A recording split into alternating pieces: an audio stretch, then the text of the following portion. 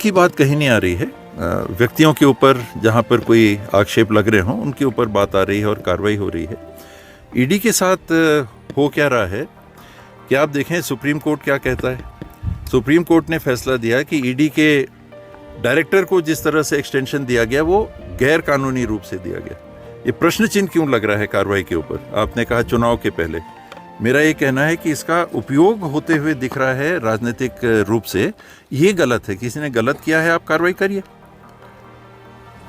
कोई रोकने का भी सवाल नहीं है। लेकिन ये कैसे हो रहा है कि ईडी के डायरेक्टर जो हैं, प्रमुख हैं ईडी के, उनको आप ऐसा एक्सटेंशन पे एक्सटेंशन देते चले जा रहे हैं और कार्रवाइयाँ गैर केंद्र में सत्ता पक्ष के राज्यों में ही होती हुई दिख रही है, बाकी देश में सब ठीक है।